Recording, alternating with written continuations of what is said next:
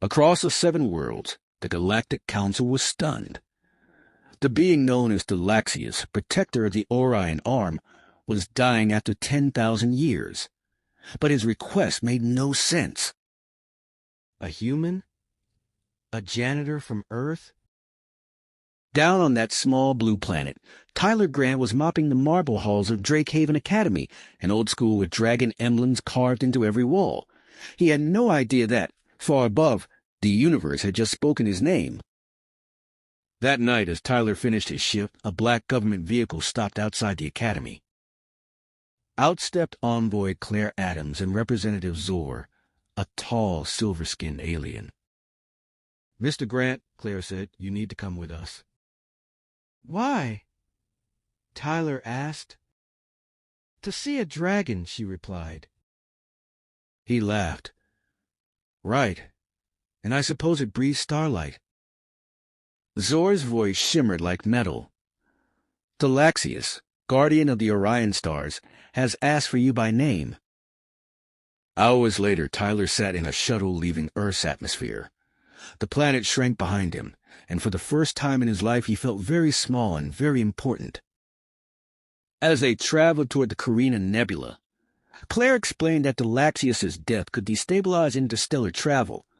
The Stellar Guardians, ancient cosmic beings humans once called dragons, kept the galaxy in balance, and now one of them was fading. When they arrived, Tyler saw Dystopian for the first time. A creature so vast it could coil through nebulae like a living constellation, his scales shimmering with galaxies. Even Claire and Zor fell silent in awe. Then, in a voice that wasn't heard but felt, Dystopian spoke. "Bring me the human."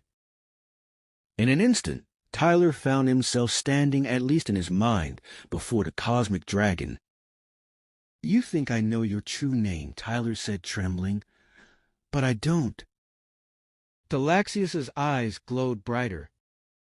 "Search your memories not as a man, but as the child you once were." And suddenly, Tyler remembered.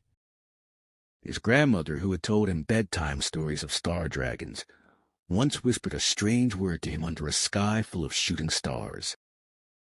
"When you meet a dragon among the stars," she'd said, "tell him this name."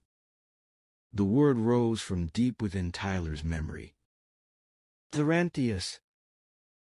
The universe itself seemed to tremble. The dragon's form flared with radiant light. "Yes," said the Guardian, "that is my true name.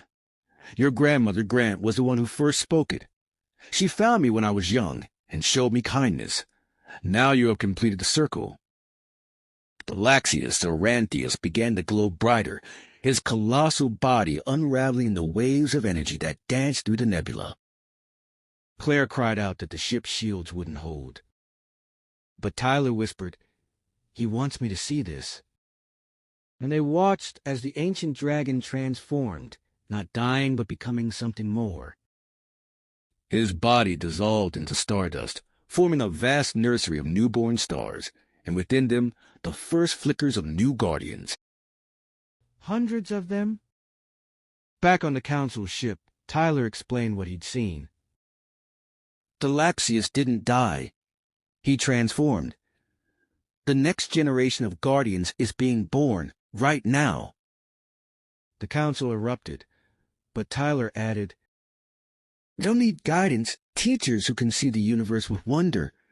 People like my grandmother, people like us."